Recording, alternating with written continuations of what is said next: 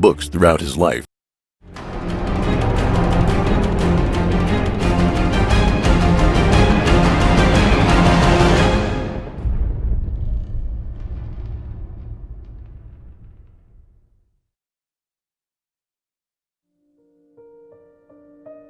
Many of the prophecies foretold in Orthodox religions have come to pass, as have the predictions made by Nostradamus and prophecies passed down in cultures around the world. From Peru to Korea, there have been surprisingly accurate prophetic texts throughout Chinese history, from the Han to the Ming dynasties. These prophecies tell us the important truth that history is no coincidental process, but a drama in which the sequence of major events has already been pre-established. In the end of times, which could also herald the beginning of a new historical cycle, all religions of the world are awaiting one thing: the arrival of the Creator in the human realm. All dramas have a climax. Though the devil has made its arrangements to destroy humankind, the Almighty Creator has his means of awakening the world's people, helping them escape the devil's bondage and offering them salvation. Today, unfolding in the final epoch before the Creator's appearance, is the ultimate battle between good and evil. Orthodox religions the world over have foretold that in the era of the Creator's return, the world would be awash with demons, abominations, and ominous events as humanity lost its moral restraints. This is none other than the world of today. The state of degeneration we face today has been long in the making. It began hundreds of years ago with the rise of its core driving force, atheism and the deception of humanity. It was Karl Marx who created an ideology to encompass the deception in all its permutations, and it was Vladimir Lenin who put the theory into brutal practice. Marx, however, was not an atheist. He followed the devil's cult and became the demon whose mission was to prevent man from recognizing the Creator in the end times. 1. Marx's satanic works. Marx published many books throughout his life, the best known being the 1848 Communist Manifesto and the 3 volumes of Das Kapital, published between 1867 and 1894. These works formed the theoretical basis for the communist movement. What is less widely known is that Marx's life was a process in which he turned over his soul to the devil and became its agent in the human realm. In his youth, Marx had been a devout Christian. He was an enthusiastic believer in God before being overcome by his demonic transformation. In his early poem, Invocation of One in Despair, Marx wrote of his intent to take revenge on God. So a God has snatched from me my all, in the curse and rack of destiny. All his words are gone beyond recall. Nothing but revenge is left to me. On myself revenge I'll proudly wreak, on that being, that enthroned Lord. Make my strength a patchwork of what's weak. Leave my better self without reward. I shall build my throne high overhead. Cold, tremendous shall its summit be. For its bulwark, superstitious dread. For its marshal, blackest agony. Writing to his father, Marx described the changes he was experiencing. Quote, "A curtain has fallen. My holiest of holies was ripped apart, and new gods had to be set in their place. A true unrest has taken mastery of me, and I will not be able to calm the excited spirits until I am in your dear presence." In his poem, The Pale Maiden, Marx wrote, "Thus heaven I've forfeited. I know it full well. My soul, once true to God, is chosen for hell." Marx's family clearly noticed his change. On March 2nd, 1837, his father wrote to him, quote, "Your advancement, the dear hope of seeing your name someday of great repute, and your earthly well-being are not the only desires of my heart. These are illusions I had had a long time, but I can assure you that their fulfillment would not have made me happy. Only if your heart remains pure and beats humanly, and if no demon is able to alienate your heart from better feelings, only then will I be happy." One of Marx's daughters wrote that when she was young, Marx told her and her sisters many fairy tales. Her favorite was the meandering story of Hans Röckle, a wizard who was always short of cash and had no choice but to sell off his lovely puppets to the devil. What Marx sold to the devil in exchange for his success was his own soul. Describing himself in The Fiddler, Marx wrote, "How so? I plunge without fail, my blood-black saber into your soul. That art God neither wants nor wists. It leaps to the brain from hell's black mists. Till hearts bewitched, till senses reel, with Satan I have struck my deal. He chalks the signs, beats time for me. I play the death march fast and free." In the biography Marx, author Robert Payne wrote that the stories Marx told might be taken as an allegory for his own life, and that he seemed to be knowingly acting on the devil's behalf. Marx's soul turned to evil. In his rage against God, he joined the devil's cult. The American political philosopher Eric Voegelin wrote, quote, "Marx knew that he was a God creating a world. He did not want to be the creature. He did not want to see the world in the perspective of creaturely existence. He wanted to see the world from the point of the coincidentia oppositorum, that is, from the position of God." In his poem, Human Pride, Marx expressed his will to break away from gods and stand with them on an equal footing. "Then the gauntlet do I fling, scornful in the world's wide open face. Down the giant she-dwarf, whimpering, plunges, cannot crush my happiness. Like unto a god I dare, through that ruined realm in triumph roam. Every word is deed and fire, and my bosom like the Maker's own." Marx actively rebelled against the divine. Quote, "I long to take vengeance on the one who rules from above," and, quote, "The idea of God is the keynote of a perverted civilization. It must be destroyed." Soon after Marx died, his housemaid, Helene Demuth, said of him, quote, "He was a God-fearing man. When very sick, he prayed alone in his room before a row of lighted candles, tying a sort of tape measure around his forehead." Marx's prayer, as scholars have said, was neither Christian nor Jewish, but the real Marx was not atheist. Throughout human history, great sages taught sentient beings the way to enlightenment and laid the foundations of the world's civilizations. Jesus Christ established the bedrock of Christian civilization, and Lao Tzu's wisdom is the foundation of Taoism, a central pillar of Chinese philosophy. In ancient India, Shakyamuni's teachings led to Buddhism. The origins of their wisdom is a wonder.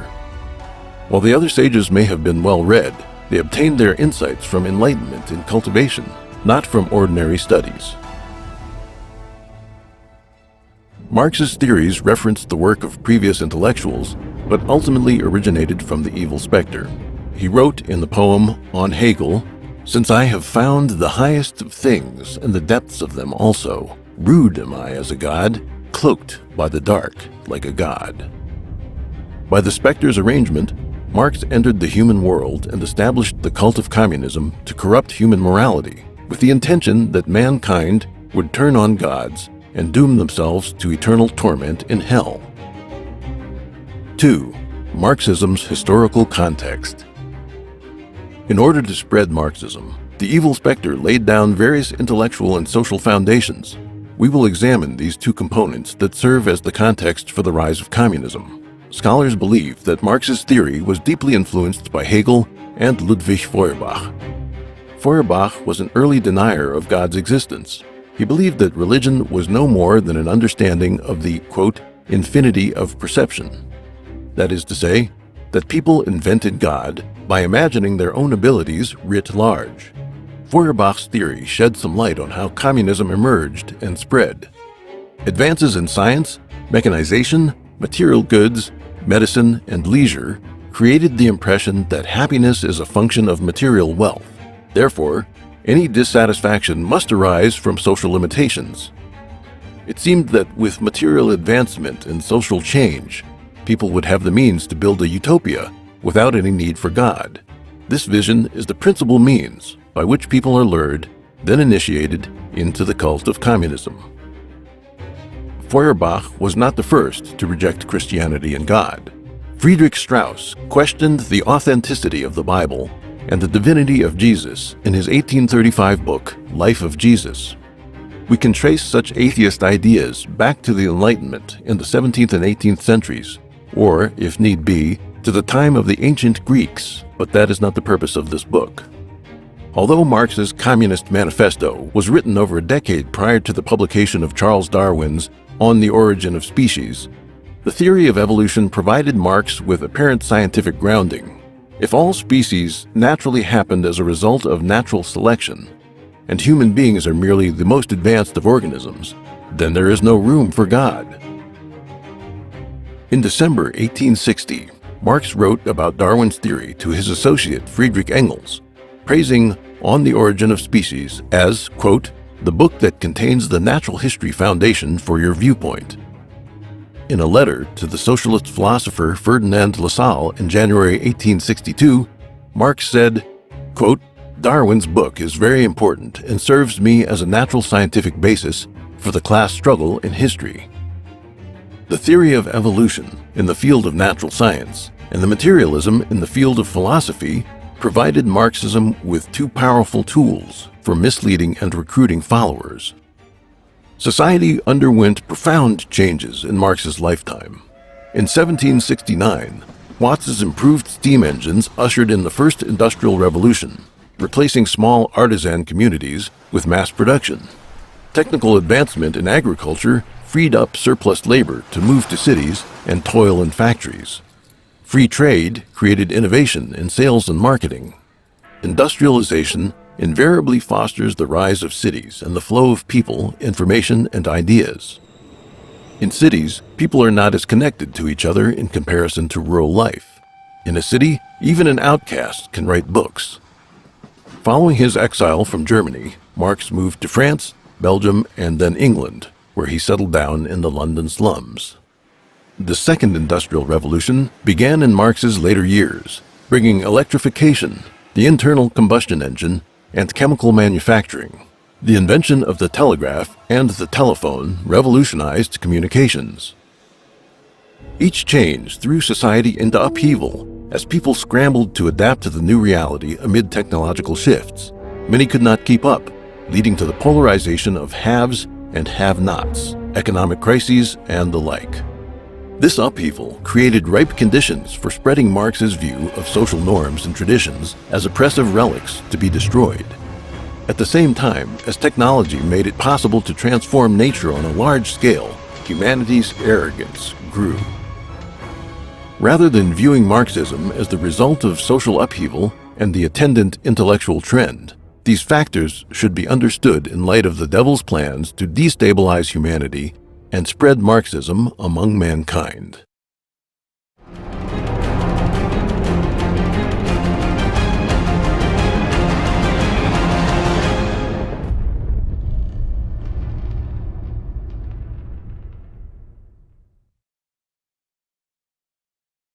Three, the French Revolution.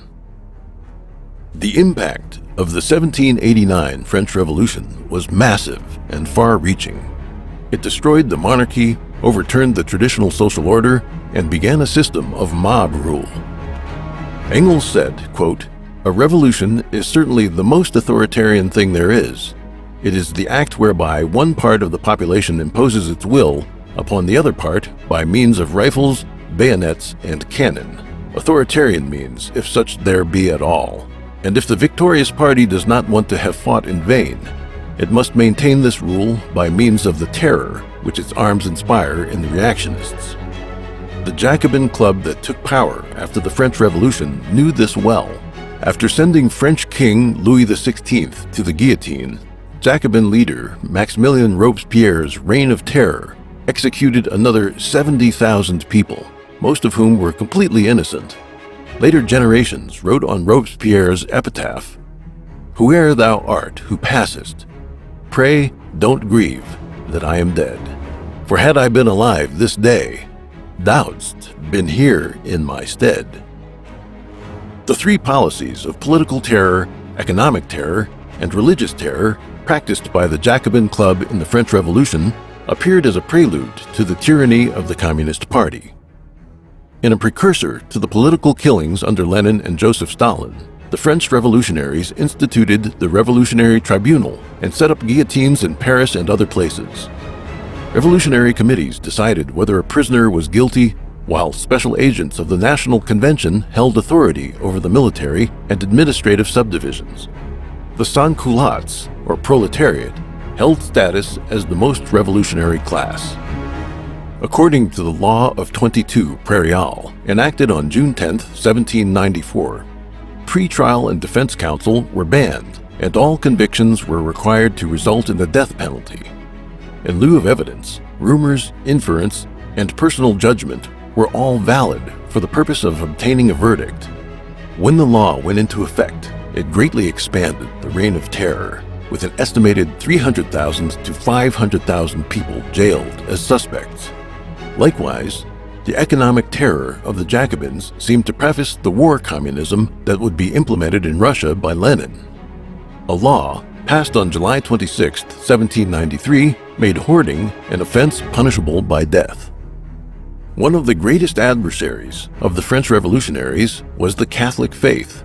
During the Reign of Terror, Robespierre, painter Jacques-Louis David, and their supporters established a form of atheism based on Enlightenment trends called the cult of reason to replace Catholicism. On October 5, 1793, the National Convention abolished the Christian calendar and instituted the Republican calendar. On November 10th, the Notre Dame de Paris was rechristened the Temple of Reason, and an actress portrayed a goddess of reason as an object of worship for the masses. The cult of reason was quickly enforced throughout Paris. Within a week, only 3 Christian churches remained operating. Religious terror filled Paris. Priests were arrested en masse, and some were executed. The French Revolution not only provided a model for the Soviet regime established by Lenin, it is also closely connected to the development of Marxism. François-Noël Babeuf, a utopian socialist who lived through the French Revolution and was executed in 1797 for his involvement in the conspiracy of the equals, advocated the abolition of private property. Marx considered Babeuf to be the first revolutionary communist. France was heavily influenced by socialist ideologies in the 19th century. The League of Outlaws, which took Babeuf as its spiritual founder, developed rapidly in Paris. German tailor Wilhelm Weitling joined the Outlaws in 1835. Under his leadership, the secret society renamed itself the League of the Just. In a meeting held in June 1847, the League of the Just merged with the Communist Correspondence Committee led by Marx and Engels to form the Communist League led by those two men. In February 1848, Marx and Engels published the foundational work of the international communist movement, the Communist Manifesto. The French Revolution was just the beginning of a long period of social turmoil throughout Europe as revolutions and insurrections took place one after another from the end of Napoleonic rule, affecting Spain, Greece, Portugal, Germany, various parts of Italy, Belgium, and Poland. By 1848, revolution and war spread throughout Europe, providing an optimal environment for the spread of communism. In 1864, Marx and others established the International Working Men's Association, also known as the First International, placing Marx as the spiritual leader of the communist workers' movement. As effective leader of the First International, Marx worked to create a core group of strictly disciplined revolutionaries who would rally the workers to insurrection. At the same time, he found a need to banish those who disagreed with him from the organization. Mikhail Bakunin, the first major Russian Marxist, gathered many recruits for the communist movement, but Marx accused him of being a Tsarist agent and expelled him from the First International. In 1871, the French branch of the First International launched the first communist revolution, the Paris Commune. 4. Communism debuts in Paris. The Paris Commune was established following France's defeat in the Franco-Prussian War of 1870. Though French Emperor Napoleon III had surrendered, the Prussian armies lay siege to Paris before withdrawing. The humiliation of surrender combined with long-standing unrest among the French workers, led to a general uprising in Paris, and the newly established French Third Republic withdrew to Versailles, leaving a power vacuum in the capital. In March 1871, the Paris Commune began with the rebellion of armed mobs and bandits from the lowest rungs of society, led by socialists, communists, anarchists, and other activists. The movement was affiliated with and heavily influenced by the First International. It aimed at using the proletariat as agents of revolution to destroy traditional culture and transform the political and economic structure of society. What followed was killing and destruction on a massive scale as the rebels laid waste to the exquisite relics, monuments, and art of Paris. One worker asked rhetorically, "What good does it do me for there to be monuments, operas, cafe concerts, where I have never set foot because I don't have the money?" A witness to the destruction said, "It is bitter, relentless, and cruel, and is, no doubt, a sad legacy of the bloody revolution of 1789. Another described the Commune as, quote, "a revolution of blood and violence, and the most criminal act the world has ever seen. Its participants were, quote, madmen, drunk with wine and blood, and its leaders ruthless desperados, the refuse of France." The struggle between tradition and anti-tradition had begun in the French Revolution and continued to play out 8 decades later. The honorary chairman of the Paris Commune said, quote, "Two principles share France, that of legitimacy and that of popular sovereignty. The principle of popular sovereignty rallies all men of the future, the masses who, tired of being exploited, seek to smash the framework that suffocates them." The extremism of the Commune originated in part from the hate-filled ideas of Henri de Saint-Simon, a utopian socialist who considered the welfare of a country proportionate to its number of workers. He advocated the death of the rich, whom he believed to be parasites. In The Civil War in France, Marx described the Commune as a communist state. Quote, "The direct antithesis to the empire was the Commune, the cry of social republic, with which the February Revolution was ushered in by the Paris proletariat, did but express a vague aspiration after a republic that was not only to supersede the monarchical form of class rule, but class rule itself. The Commune was the positive form of that republic. Additionally," he wrote, quote, "the Commune intended to abolish that class property which makes the labor of the many the wealth of the few." The Paris Commune pioneered the characteristics of communist revolution. The Vendôme column commemorating Napoleon was destroyed. Churches were looted, clergy slaughtered, and religious teachings banned from schools. The rebels dressed the statues of saints in modern clothing and affixed smoking pipes to their mouths. Women participated in the savagery with enthusiasm that sometimes surpassed that of their male counterparts. A Chinese person called Zhang Deyi, who was in Paris at the time, described the situation, quote, "The rebellious not only included male thugs, women also joined in the rampage. They took up lodging in high buildings and feasted on delicacies, but their pleasure was short-lived, as they were unaware of the danger coming to them. On the verge of defeat, they looted and burned buildings. Priceless treasures were reduced to ashes. Hundreds of female rebels were arrested and admitted that it was mainly the women who led the arson." The violent frenzy that accompanied the fall of the Paris Commune is not surprising.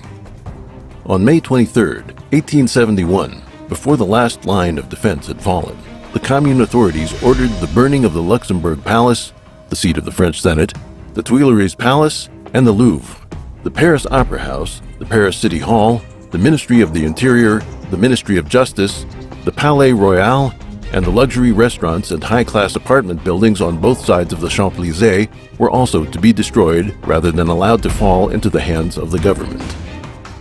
At 7 p.m., Commune members carrying tar, asphalt, and turpentine started fires at multiple locations across Paris. The magnificent Tuileries Palace was lost to the flames. Fortunately, the arsonists' attempts to torch the nearby Louvre were foiled by the arrival of Adolphe Thiers' troops, who extinguished the flames. Marx quickly readjusted his theory in the wake of the Paris Commune. The only modification he made to the Communist Manifesto was that the working class should break down and destroy the state mechanism, not simply take it over. 5. First Europe, then the world. Marx's updated manifesto made communism even more destructive in nature and widespread in influence. On July 14, 1889, 6 years after Marx's death, 13 years after the dissolution of the First International, and 100 years after the French Revolution, the International Workers' Congress was revived. Marxists rallied again in what historians refer to as the Second International. Guided by communism and voicing slogans like "Liberate Humanity" and "Abolish Social Classes," the European workers' movement established itself rapidly. Lenin said, quote, "The services rendered by Marx and Engels to the working class may be expressed in a few words thus. They taught the working class to know itself and be conscious of itself, and they substituted science for dreams." The devil used lies and indoctrination to infect popular movements with communist ideology. More and more people accepted its ideology.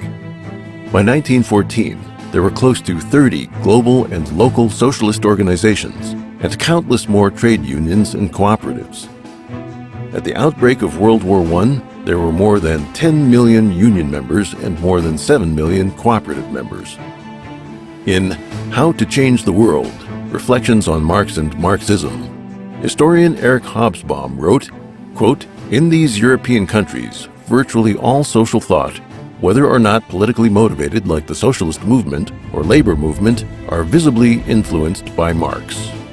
At the same time, communism began to spread to Russia and the East via Europe. From 1886 to 1890, Lenin studied Das Kapital, prior to which he had begun translating the Communist Manifesto into Russian. Lenin was imprisoned and later exiled. At the start of World War I, he was living in Western Europe. World War I led to the triumph of communism in Russia. At the time of the 1917 revolution that toppled Tsar Nicholas II, Lenin was in Switzerland. Half a year later, he was back in Russia and seized power in the October Revolution. Russia was a nation with ancient traditions, a vast population, and abundant natural resources. The establishment of the Soviet regime on the territory of the world's largest country was a huge boon for the world communist movement. Just as World War I assisted the rise of the Russian communists, World War II prompted the communist movement to proliferate across Eurasia and swallow up China. Stalin said, quote, "This war is not as in the past. Whoever occupies a territory also imposes on it his own social system." After World War II, the Soviet Union became a superpower, armed with nuclear weapons, and it manipulated world affairs to promote communism throughout the world. Winston Churchill said, quote, "A shadow has fallen upon the scenes so lately lighted by the Allied victory. Nobody knows what Soviet Russia and its Communist International Organization intends to do in the immediate future, or what are the limits, if any, to their expansive and proselytizing tendencies." During the Cold War, the free world engaged in a fierce confrontation with the communist camp that spread across 4 continents. Like a Taoist Taiji symbol, one half was cold communism and the other was hot communism. The nations of the free world, democratic in form, slowly turned socialist in essence.